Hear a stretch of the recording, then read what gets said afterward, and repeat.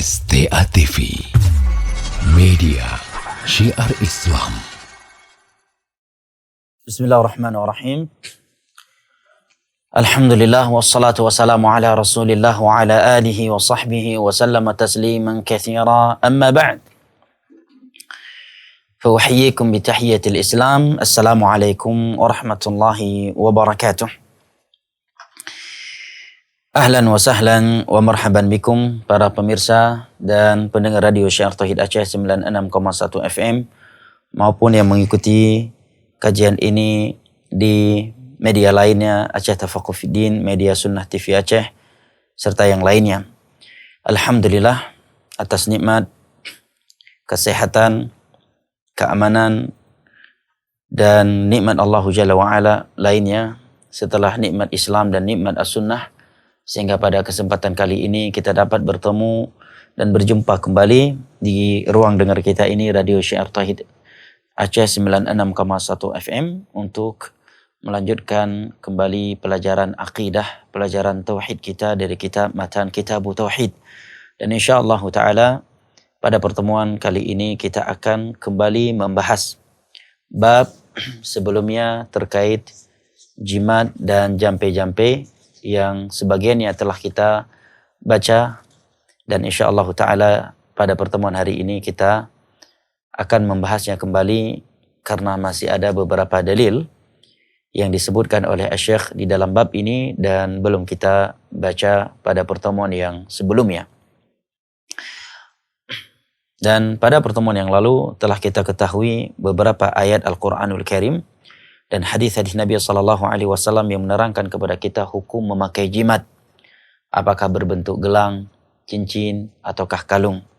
Dan telah kita ketahui pula kaedah umum dalam mengetahui suatu tindakan atau suatu perbuatan itu adalah syirik kecil, yaitu kaedah yang berbunyi ja'alu syai' sababan wa laysa sababan minasyirkil asghar, menjadikan sesuatu sebagai sebab kebaikan atau kejelekan, sedangkan Allah tidak menjadikannya sebagai sebab di dalam ayat-ayat Al-Quran, di dalam hadis-hadis Nabi SAW, dan tidak pula menjadikannya sebagai sebab di dalam takdir yang kauni, maka itu adalah syirik kecil. Maka berikut ini kata Asy-Syaikh Al-Imam Muhammad bin Abdul Wahhab At-Tamimi An-Najri rahimahullahu ta'ala, warawa al-Imam Ahmad bin Ruwayfi' radhiyallahu anhu, telah diriwayatkan oleh Imam Ahmad dari Ruwayfi' radhiyallahu anhu,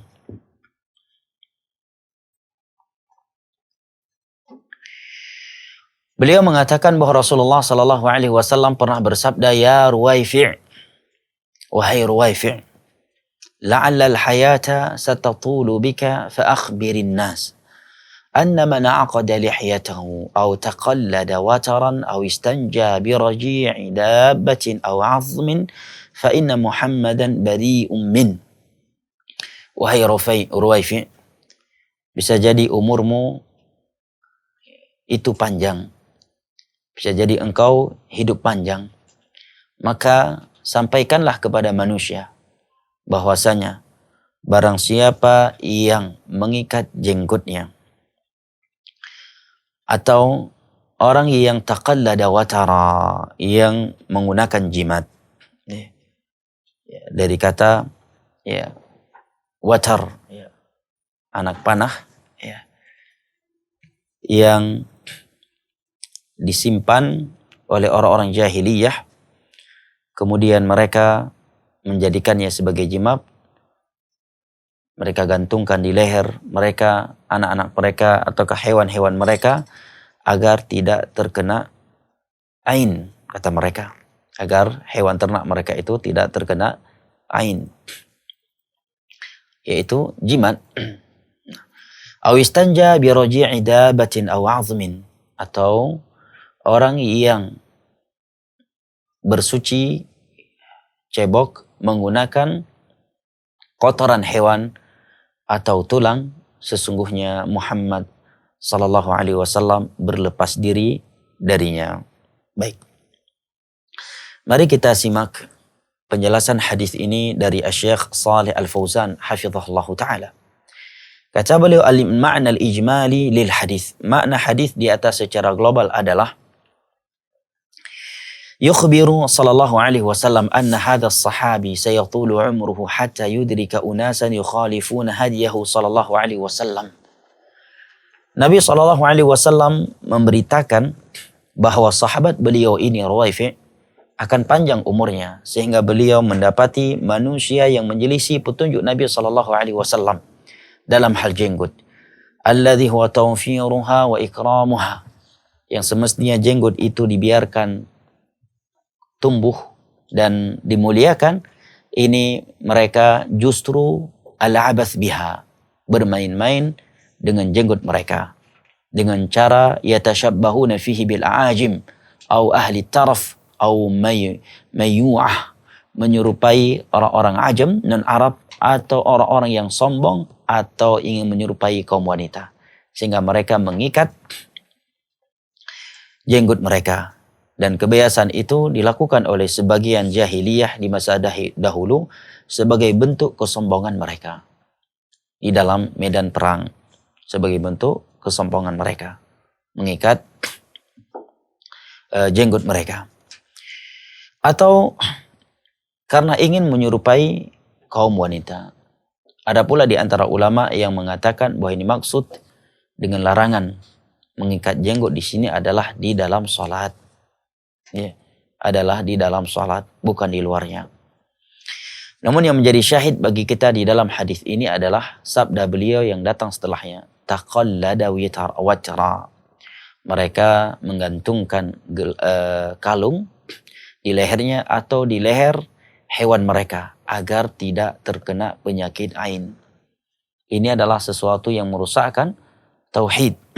Telah menjadikannya sebagai sebab tercegah dari kejelekan, sedangkan Allah Jalla wa'ala tidak menjadikannya sebagai sebab.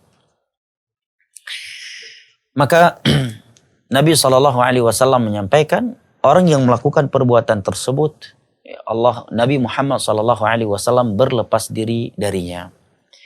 Ini menunjukkan, kata para ulama, bahwa perbuatan ini adalah perbuatan yang besar, merupakan dosa besar. Karena Nabi SAW menyebutkan diri beliau berlepas diri darinya. Para ulama di antara Al-Imam Az-Zahabi rahimahullah ta'ala di dalam kitabnya Al-Kabair menyebutkan bahwa di antara bukti atau indikasi bahwa suatu dosa itu adalah dosa besar, bukan dosa kecil dan bukan sekedar dosa biasa, adalah ada penyebutan bahwa Allah atau Nabi Muhammad SAW berlepas diri darinya. Di dalam hadis ini Nabi SAW menyampaikan bahwa diri beliau berlepas diri dari orang yang melakukan beberapa hal. Yang pertama, orang yang mengikat jenggotnya.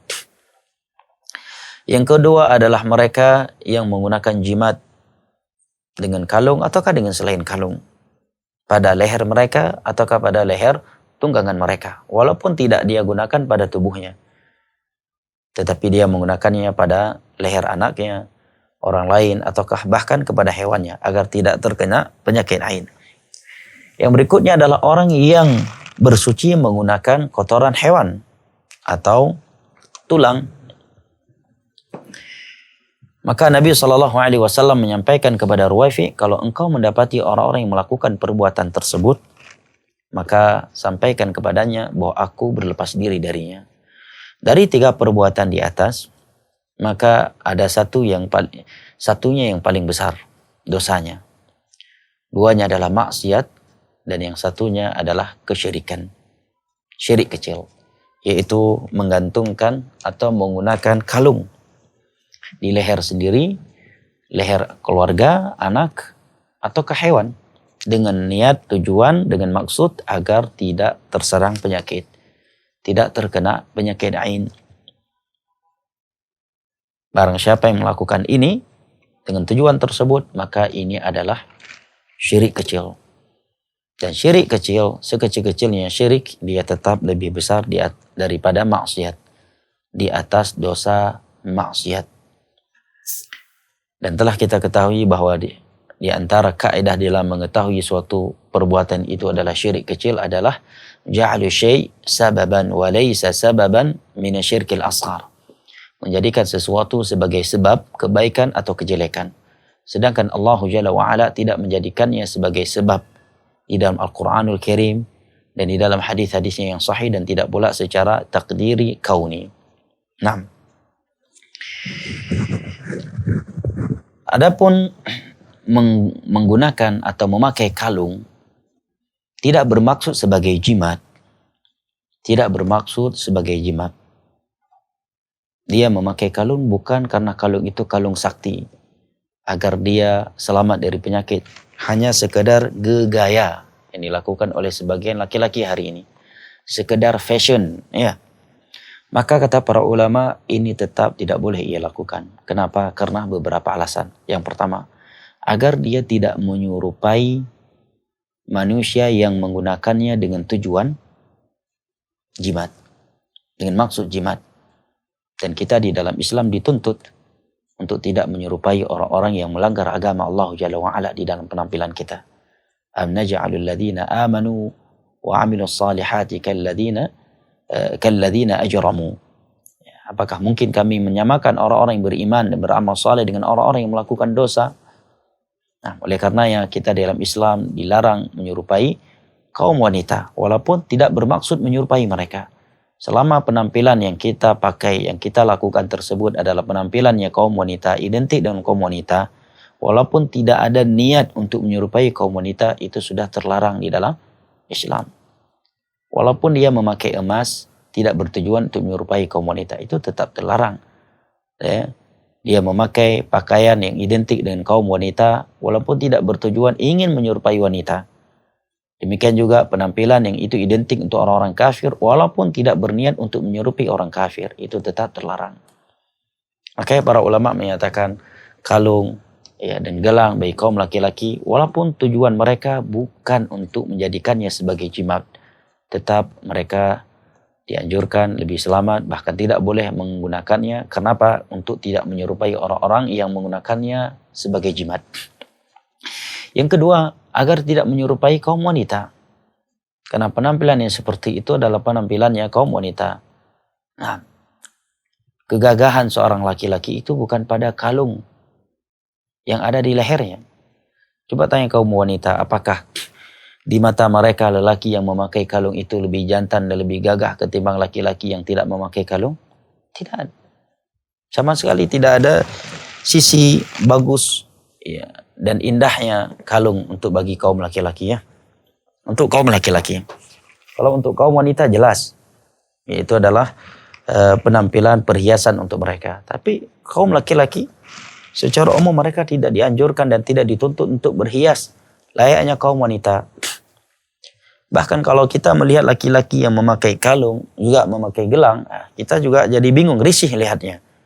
Apalagi udah berkalung, memakai gelang, rambutnya sedikit panjang, ya. Kemudian kalau ngomong letoy sedikit, na'udzubillahi min dzalik.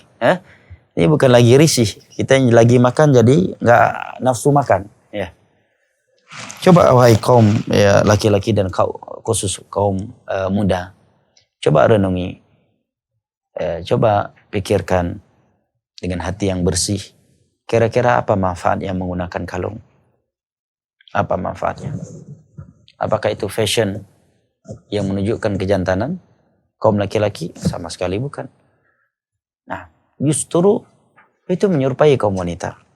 Atau paling minimnya, orang lain ketika melihat Anda memakai kalung, jadi bertanya, itu kalung sakti atau bukan? Dan seorang muslim dituntut untuk tidak melakukan hal-hal yang membuat orang lain berpikir negatif terhadap dirinya. Maka Umar bin Khattab radhiyallahu anhu mengatakan, man dakhala madakhila su' yuttaham.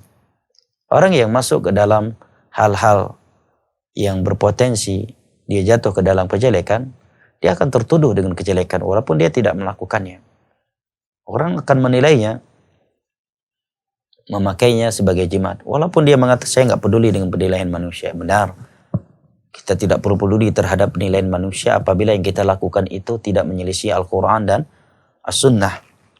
Tetapi apabila yang kita lakukan itu sesuatu yang justru dianjurkan untuk tidak melakukannya, kemudian ketika kita melakukannya menimbulkan persepsi yang jelek dari manusia kepada kita, sejatinya kita telah menyelisihi bimbingan Allah dan Rasulnya. Oleh karenanya, Allah Jalla wa'ala berfirman di dalam Al-Quranul Karim kepada para sahabat Nabi SAW saat itu, ya ayyuhalladzina amanu la taqulu ra'ina. Wahai orang-orang yang beriman, jangan sekali-kali kalian memanggil Nabi kalian ra'ina. Padahal secara makna benar. Nabi ra'ina. Karena Nabi pernah menjadi pengembala kambing. Tetapi karena kalimat itu digunakan oleh orang-orang Yahudi untuk merendahkan Nabi kita SAW, maka para sahabat Nabi dilarang memakai kalimat tersebut walaupun dengan tujuan yang baik dan bukan dengan tujuan menghina Nabi SAW. Dari ayat ini kata para ulama, ini menerangkan kepada kita bahwa kita dianjurkan untuk tidak mengucapkan atau tidak melakukan sesuatu yang sesuatu tersebut digunakan untuk kebaikan dan juga digunakan untuk kejelekan, agar tidak adanya persepsi negatif terhadap kita. Nah, syahid dari hadis ini adalah Nabi SAW menyebutkan dirinya berlepas diri dari orang-orang yang menggunakan jimat. Ya, seperti mereka yang menggunakan kalung dengan tujuan jimat. Baik kalung tersebut diletak di lehernya, di leher anaknya, ataukah hewan-hewannya. Seperti sebagian kambing, sebagian lembu, dia pakaikan kalung dengan tujuan agar tidak terkena penyakit ain atau hama. Adapun memakaikan kalung kepada hewan-hewan dengan tujuan agar mudah ditarik, agar mudah dituntun dengan tali yang diikatkan di kalung yang ada pada lehernya, maka ini tidak mengapa karena tidak bertujuan jimat. Nah, tidak bertujuan jimat. Baik, ikhwanil kiram wa akhwati al-karimat rahimani Allah wa iyyakum wa baraka fikum. Berikutnya kata penulis,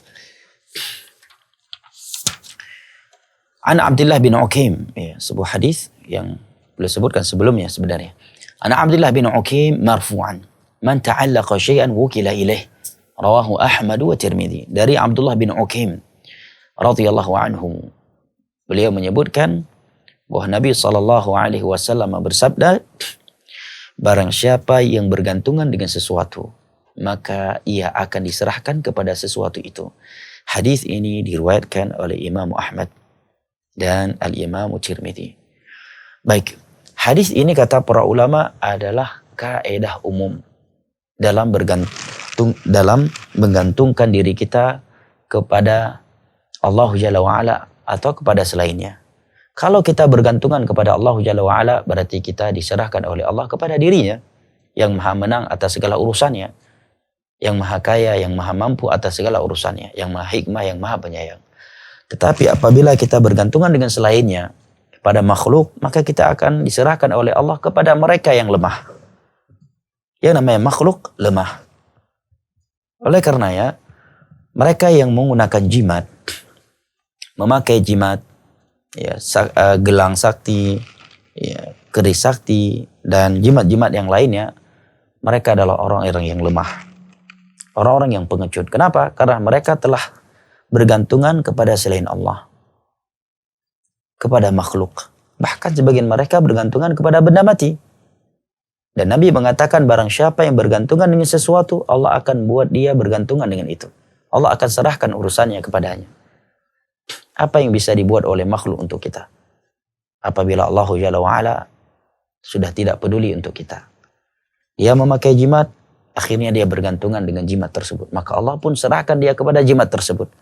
Allah serahkan dia kepada keris saktinya itu.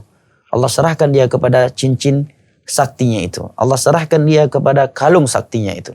Allah serahkan kepada dia, kepada gelang jimatnya itu. Ataukah jimat-jimat yang lainnya. Tentunya dia akan berada di dalam keterpurukan. Dia akan berada di dalam kelemahan. Dia akan celaka di dunia dan akhirat. Karena Allah Jalla wa'ala sudah menyerahkan dia kepada sesuatu yang kepadanya dia bergantungan. Nah, kalau seseorang sudah tidak dipedulikan lagi oleh Allah, Allah sudah tidak lagi sayang kepadanya, Allah sudah tidak lagi mengurusi urusannya, mungkinkah dia akan hidup bahagia? Mungkinkah dia akan tentram hatinya? Tentu tidak. Makanya para dukun dan pasien-pasien mereka, orang-orang yang suka menggunakan jimat, rata-rata bahkan semua mereka adalah orang-orang yang lemah hidupnya. Karena seandainya dia kuat, tentunya dia tidak akan menggunakan jimat. Dan mereka adalah orang yang hidupnya di dalam kecemasan, kegundah gulanaan dan keterpurukan. Nah, makanya sebagian mereka tidak berani perang karena lupa bawa jimat. Gak pede tampil di atas pentas karena lupa baca mantra-mantra, ya. Lupa bawa jimat, ya. Bahkan sebagian mereka tidak berani tampil, ya, berbicara di depan anak buahnya karena lupa bawa jimat.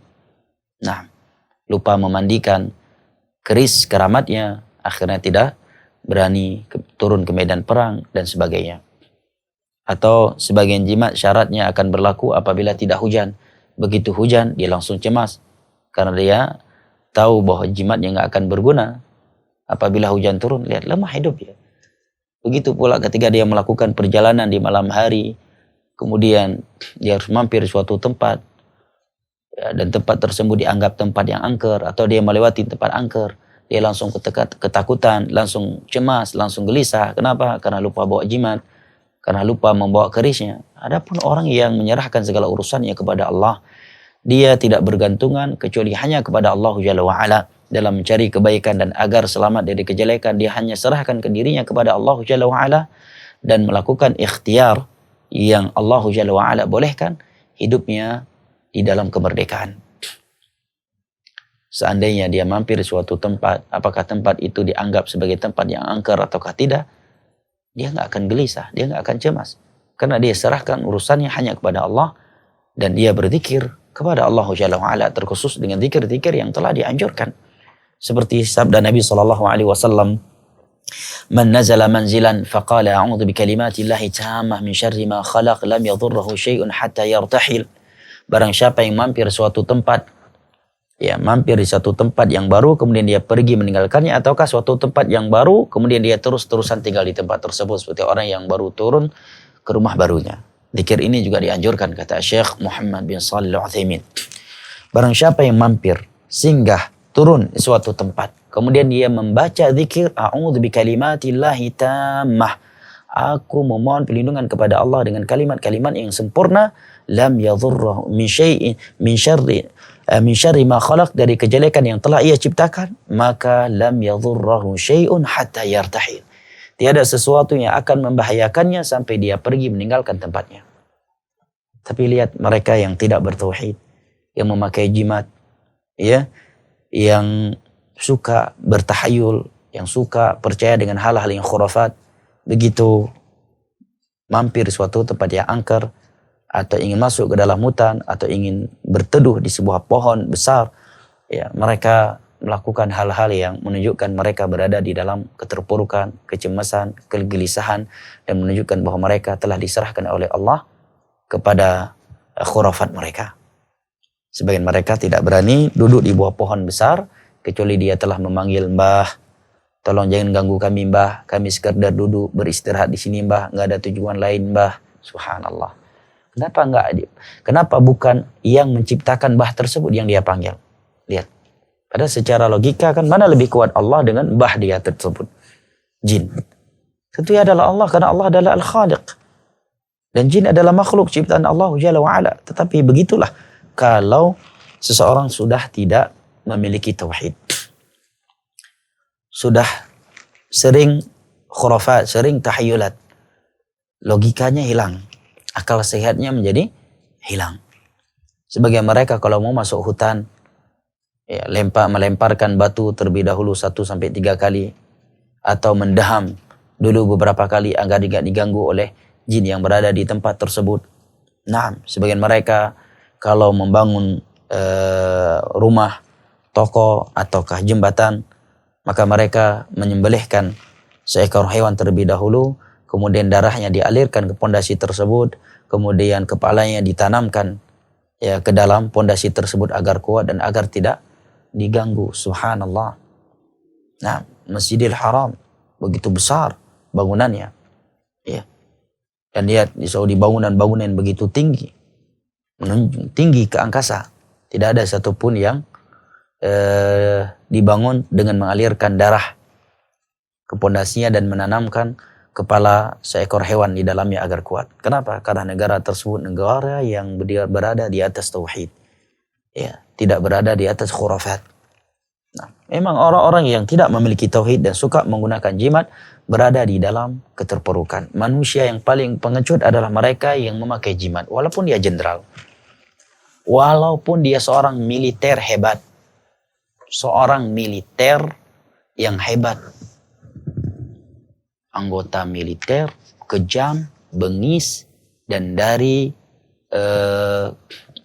kesatuan yang paling ditakuti dan nomor satu. Kalau dia memakai jimat, dia adalah orang yang paling pengecut. Manusia yang paling pengecut. Paling sering cemas, paling gelisah hidupnya. Begitu berangkat perang, ya, dengan penuh kegagahan, keberanian. Begitu tuh sadar, rupanya jimatnya ketinggal, jimatnya tertinggal di asramanya, jimatnya tertinggal di rumah, mulai gelisah dia. Udah lek, kau aja maju di depan lek, biar ku jaga kau dari belakang. Padahal dia nggak berani maju ke depan karena lupa bawa jimat. Nah, terpuruk hidupnya, selalu di dalam kegelisahan, ketakutan dan kecemasan. Berbeda dengan orang-orang yang memiliki tauhid, memiliki akidah, yang menyerahkan segala urusan mereka kepada Allah Jalla wa'ala. Tidak menjadikan sesuatu itu sebagai sebab kebaikan atau kejelekan, kecuali ada dalil dari Al-Quran dan As-Sunnah, atau secara takdir kauni Allah menjadikannya sebagai sebab. Baik, berikutnya kata Syekh, Wa'an Sa'id bin Jubair, dari Sa'id bin Jubair, beliau seorang ulama tabi'i, kibar tabi'i. Beliau mengatakan, Man qata'a tamimatan min insanin kana ka'idili raqabah. Barang siapa yang memutuskan jimat dari seseorang, apakah itu anaknya, ponakannya, atau orang lain, maka pahalanya seperti memerdekakan seorang budak. Rawahu Waki'. Ini keutamaan untuk mereka yang melepaskan jimat dari orang lain. Tetapi ini perlu diperhatikan maslahat dan mafsadahnya. Karena al-amr bil ma'ruf wan nahyi 'anil munkar itu ada tahapannya dan ada fikihnya. Di dalam hadis yang diriwayatkan oleh Imam Muslim dari Abu Sa'id Al-Khudri radhiyallahu an, Nabi sallallahu alaihi wasallam bersabda, "Man ra'a munkaran falyughayyirhu bi yadihi." Barang siapa yang melihat suatu kemungkaran, maka hendaknya dia mengubahnya dengan tangannya. Kalau dia mampu. Fa illam yastati', tetapi kalau dia tidak mampu dengan tangannya, falyughayyirhu bi lisanih, dengan lisannya dia nasihati orang tersebut. Wa illam yastati' fa bi qalbih. Kalau dia juga tidak mampu, maka hendaknya dia mengubahnya dengan hatinya, dan itu pengingkaran yang paling lemah. Dia benci dengan hatinya. Misalkan ada jimat di tangan seorang militer, tiba-tiba inti datang langsung inti copot kalungnya. Ini minta bogem namanya. Ya, antum akan dibunuh, ya, antum akan dipukuli oleh orang tersebut. Nah, itu di luar kemampuan antum. Atau ya, keliling ke sana dan kemari mencari kuburan-kuburan yang dikeramatkan. Setiap ada kuburan yang dikeramatkan dan ada orang iktikaf di situ, ente langsung datang memubari mereka dan antum hancuri bangunan tersebut. Nah, ini nggak benar. Karena itu sudah di luar kemampuan ente. Dan Allah tidak menuntut dari kita sesuatu yang di luar kemampuan kita. Fattaqullaha mastata'tum. Yang berhak melakukan hal yang seperti itu adalah pemerintah. Kewajiban kita adalah dengan lisan. Menyampaikan di majelis-majelis ilmu agama, di media-media yang ada, atau dengan setiap sarana yang kita miliki, bahwa yang demikian adalah syirik, yang demikian adalah khurafat, dilarang di dalam agama kita, dan itu merusakkan akidah kita kepada Allah Jalla wa'ala. Kemudian kata beliau, walahu an Ibrahim, dan juga diriwayatkan oleh Waki' dari Ibrahim An-Nakhai seorang ulama besar di masa tabi'in. Beliau wafat di tahun 96 Hijriah. Beliau mengatakan kanu yakrahuna at-tamaim kullaha minal Qur'ani wa ghairil Qur'an. Mereka para salaf dahulu membenci jimat, gantungan di leher, di tangan, ataukah di pinggang, walaupun yang digantung tersebut adalah Al-Quran. Kata beliau, baik yang digantung itu adalah Al-Quran ataukah selain Al-Quran. Kalau selain Al-Quran jelas itu adalah kesyirikan. Menggantungkan nasib kepada selain Allah Jalla wa'ala. Bagaimana kalau yang digantungkan Al-Quran, yang dia gantungkan mushaf, ya, atau lembaran-lembaran yang bertuliskan ayat-ayat Al-Quran di dalamnya, digantungkan di leher, di tangan, ya, atau di pinggang sebagian anak-anak, ya. Para ulama mengatakan untuk dikatakan syirik tidak bisa, karena Al-Quran adalah sifat Allah Jalla wa'ala, kalamullah, tidak dikatakan syirik. Nah, tetapi tetap tidak boleh. Kenapa? Karena beberapa alasan. Yang pertama, Nabi dan para sahabatnya tidak melakukannya.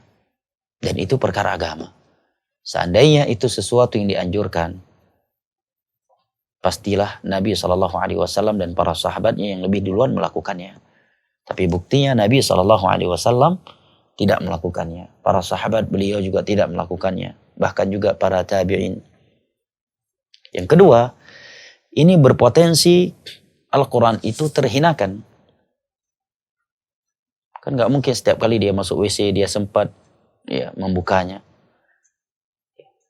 Dia akan terjebak.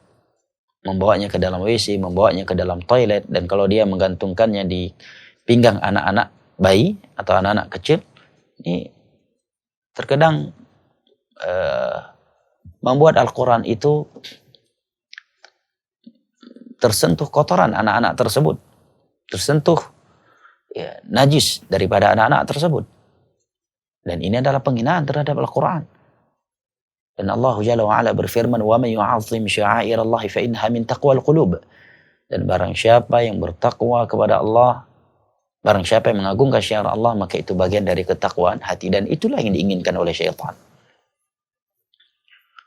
Yang ketiga, alasan yang ketiga, ini menimbulkan kesamaran antara orang yang menggantungkan jimat dengan orang yang menggantungkan Al-Quran. Dan kebenaran itu sesuatu yang terlihat beda dengan kebatilan.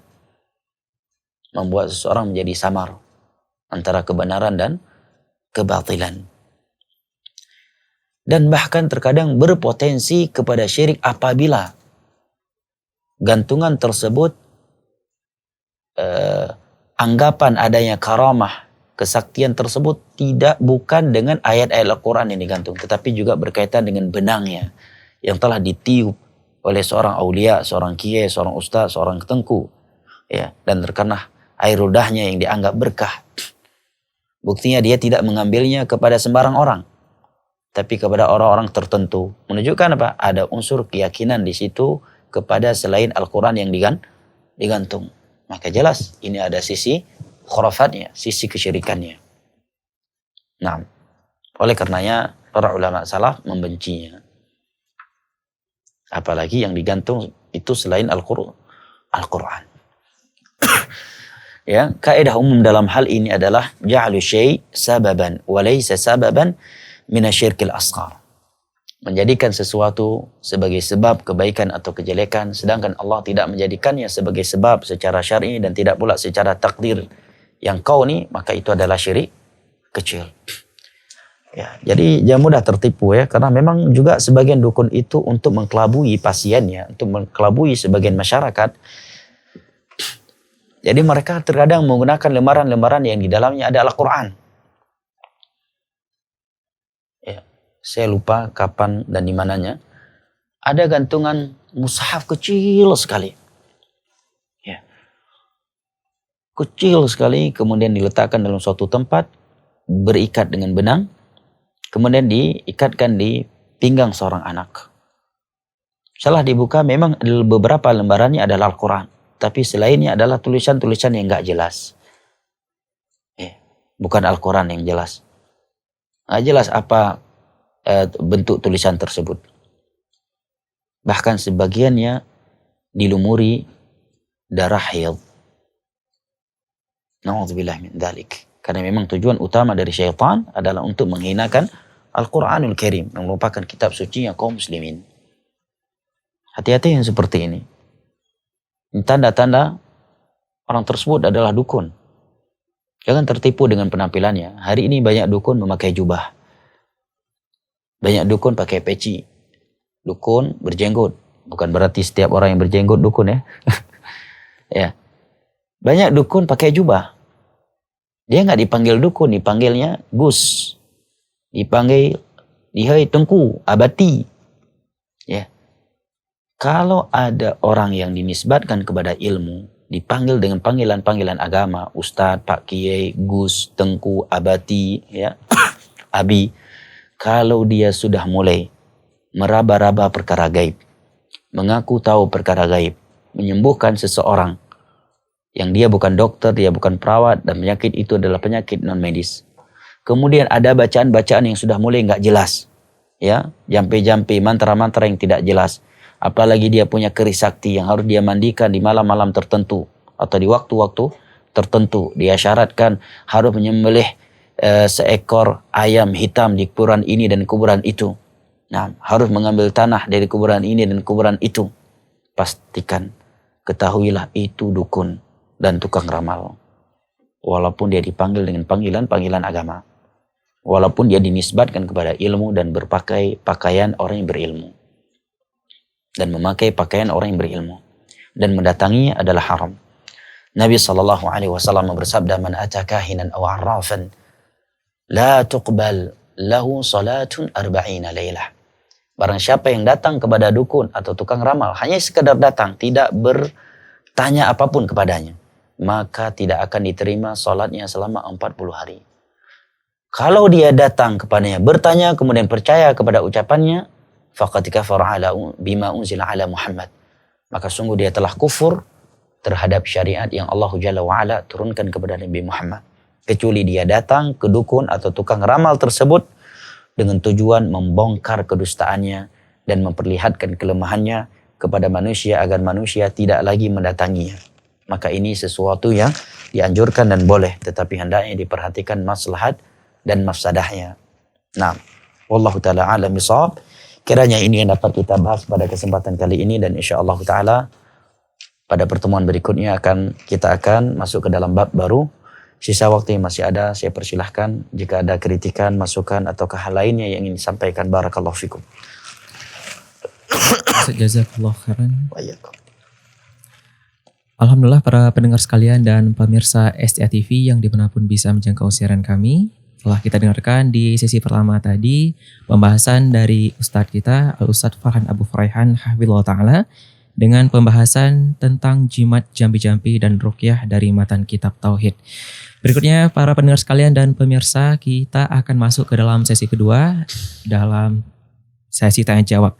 Baik Ustadz, telah ada beberapa pesan masuk Ustadz ya, tanya jawab.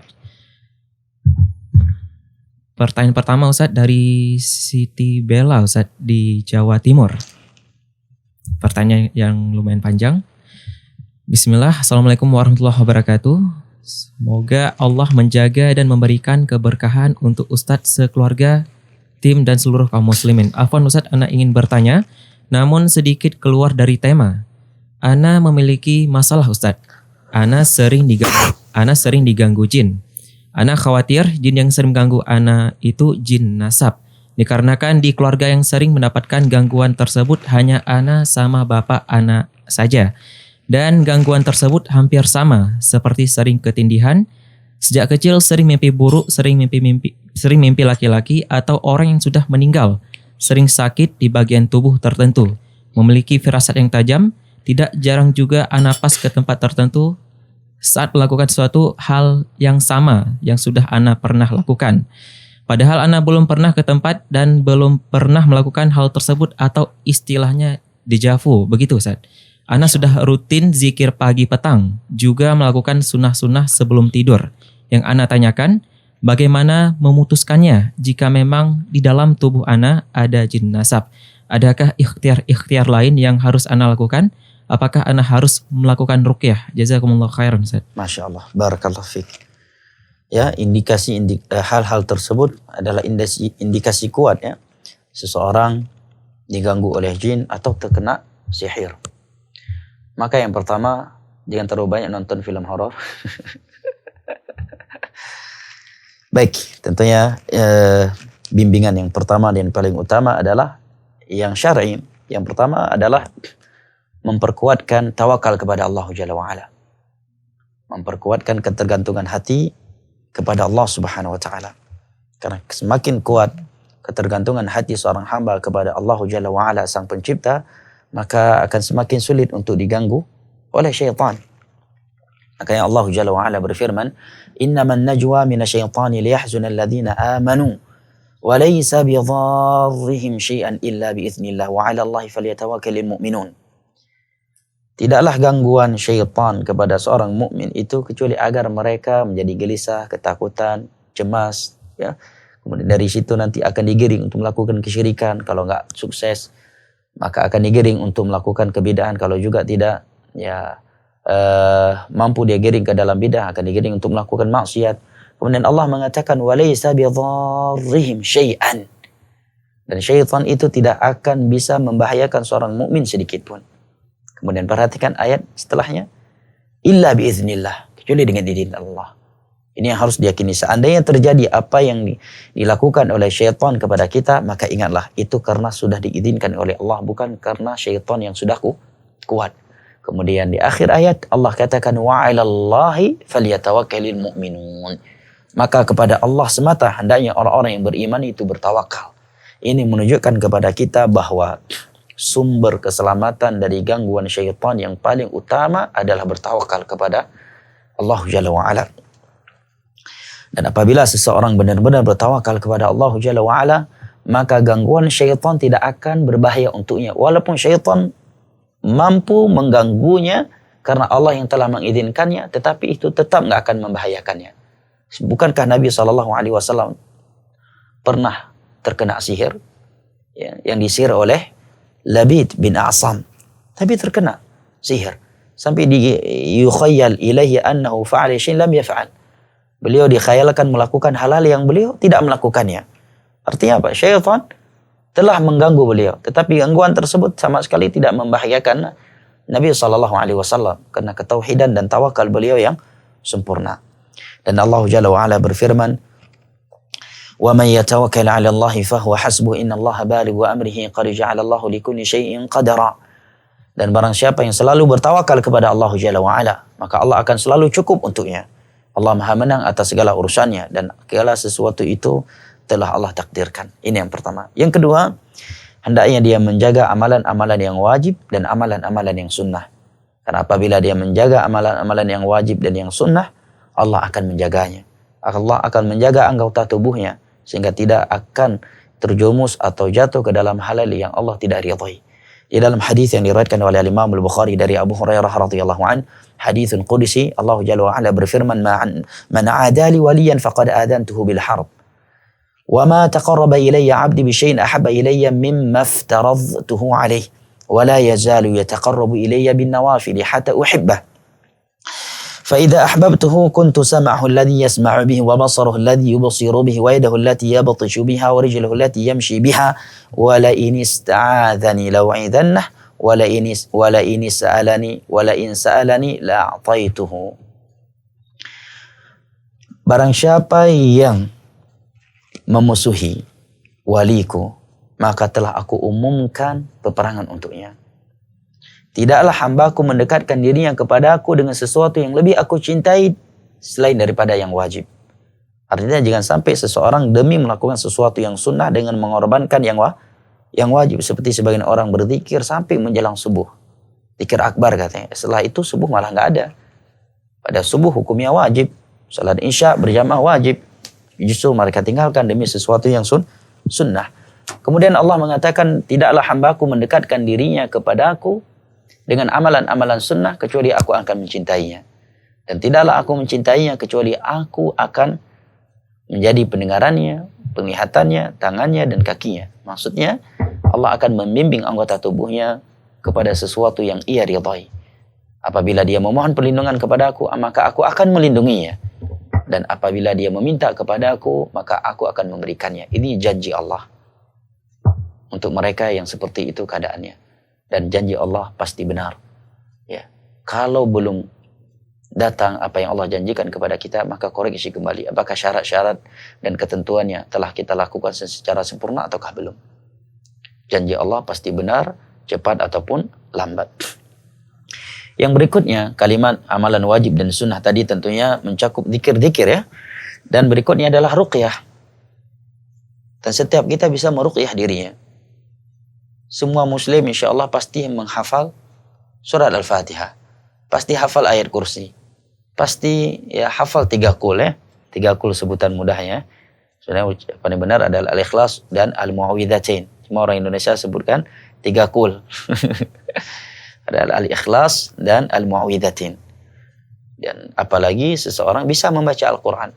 Maka ruqyah yang kita lakukan untuk diri kita sendiri itu jauh lebih bermanfaat daripada ruqyah dilakukan oleh orang lain kepada kita. Kenapa? Karena ketika kita meruqyah diri kita sendiri, menunjukkan kita benar-benar optimis kepada Allah.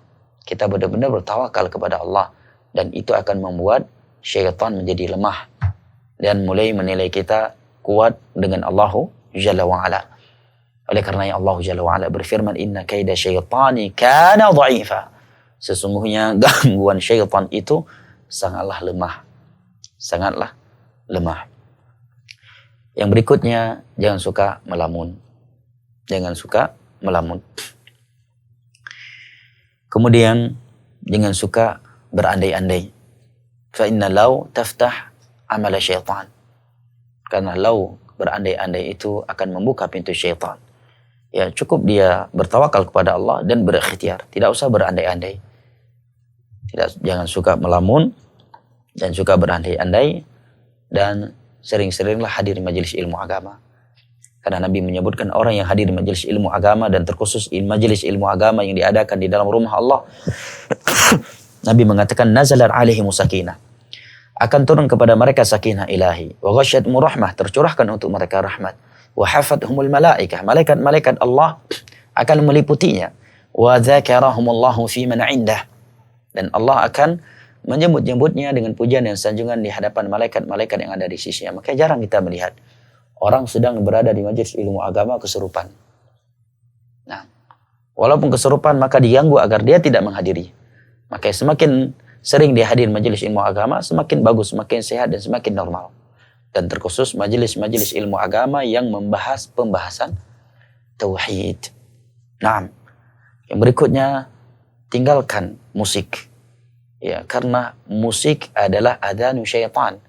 Adanya syaitan sebagaimana datang di dalam beberapa asar. Bahkan di dalam beberapa asar Nabi atau para sahabat menamakan musik itu mizmar syayatin, serulingnya syaitan. Nah, wallahu taala a'lam bissawab wal ilmu indallah. Jazakallahu khair. Ada 3 pertanyaan lagi Ustaz ya. Nah. Dari Bapak Jafar Ustaz di Lamtamen. Assalamualaikum Ustaz. Waalaikumsalam warahmatullahi wabarakatuh. Apakah benar jika mampir ke suatu tempat yang sudah lama tidak berpenghuni dianjurkan untuk mengucapkan salam? Nah, mengucapkan salam itu dianjurkan apabila kita masuk dalam suatu rumah dan di dalamnya tidak ada penghuninya. Baik rumah kita sendiri ketika pulang ke rumah atau ke rumah yang sudah lama tidak ditempati. Dalilnya adalah hadis riwayat Imam Muslim ya.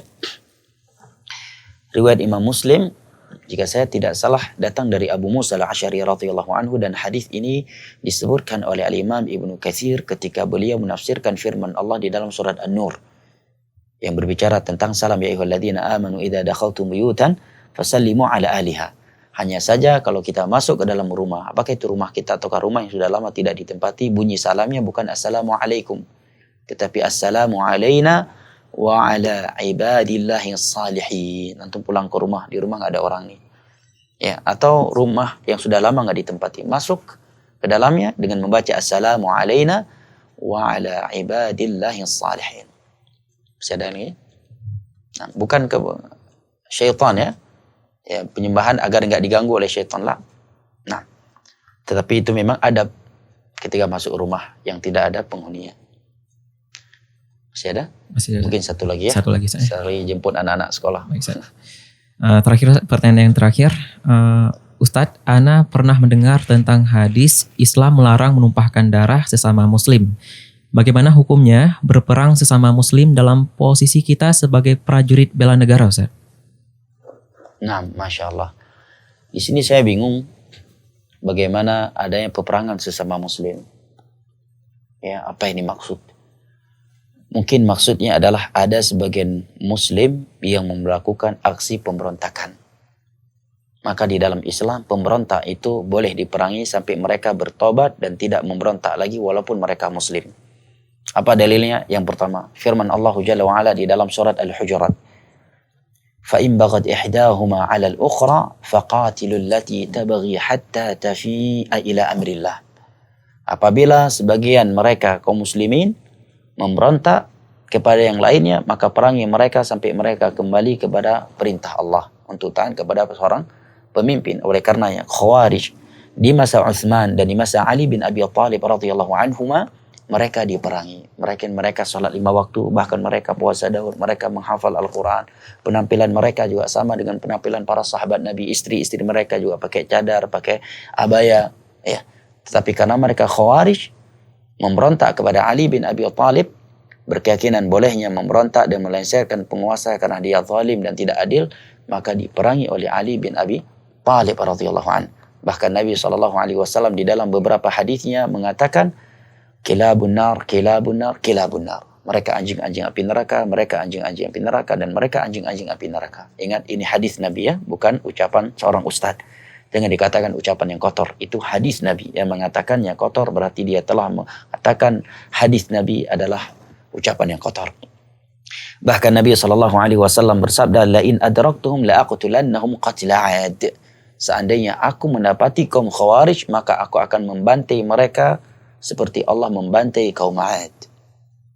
Tapi kalau mereka sudah bertaubat kembali dan meninggalkan pemahaman tersebut, maka mereka tidak boleh lagi disiksa, tidak boleh lagi dibunuh. Namun di sini kita berada di akhir zaman, kita harus benar-benar bijak dalam menerima suatu berita.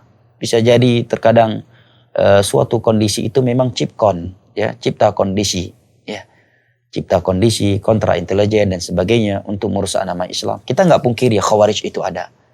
Semenjak di masa Utsman dan Ali, Khawarij itu tidak ada. Dan Nabi mengatakan Khawarij itu tidak akan habis sampai keluarnya Dajjal. Tapi nggak menutup kemungkinan sebagian mereka adalah ciptaan. Sebagian mereka adalah ciptaan. Ya, untuk suatu proyek, untuk suatu target, suatu negara negara besar, walaupun pengikut-pengikut mereka ada yang mengikutinya karena unsur agama. Karena unsur agama, karena motivasi yang disampaikan oleh tokoh-tokoh mereka, walaupun tokoh-tokoh mereka adalah boneka, orang-orang kafir. Wallahu taala alam bisawab, wala ilmu indallah. Mungkin sampai di sini karena sudah jam jemput anak-anak pulang sekolah. Mudah-mudahan apa yang telah kita simak bermanfaat. Jika ada kesalahan dan kekeliruan dalam penyampaian kami, mohon disampaikan ke kawan-kawan di radio agar kita bisa bertobat, beristighfar kepada Allah dan membenarkan apa yang salah. Mudah-mudahan kita dipertemukan kembali di majelis berikutnya dengan kondisi iman dan amal saleh yang lebih sempurna dan di dalam syurganya pada hari kiamat kelak ma'an nabiyyin wasiddiqin wa syuhada'i wassalihin wa hasuna ulaika rafiqa. Amin ya rabbal alamin. Dan mudah-mudahan kita tidak meninggalkan majelis ini kecuali dalam keadaan dosa-dosa kita telah diampuni oleh Allah Jalla wa'ala. Dan semoga Allah Jalla wa'ala selalu memberikan pertolongan dan kemudahan agar radio kita ini tetap bisa eksis dalam menyebarkan ilmu agama. Karena media-media yang seperti ini ya membutuhkan ya, bantuan dan perhatian dari kita semuanya. Dan dengan saling bahu-membahu di atas kebaikan dan kebajikan, insyaallah taala ilmu agama ini akan tersebarkan. Yang punya ilmu dengan ilmunya, yang memiliki waktu untuk menyiarkan, yang kamera mendokumentasi, maka dengan waktu dan keilmuannya dalam hal tersebut, yang memiliki harta maka dengan hartanya. Dengan itu ilmu agama insyaallah taala akan tersebar di tengah-tengah masyarakat yang merupakan sumber kebaikan dunia dan akhirat mereka. Mudah-mudahan bermanfaat. Barakallahu fikum wa sallallahu ala nabiyyina Muhammad wa ala alihi wa sahbihi wasallam wa akhiru da'wana anil hamdulillahi rabbil alamin. Subhanakallahumma wa bihamdik asyhadu an la ilaha illa anta astaghfiruka wa atubu ilaik. Wassalamu alaikum warahmatullahi wabarakatuh.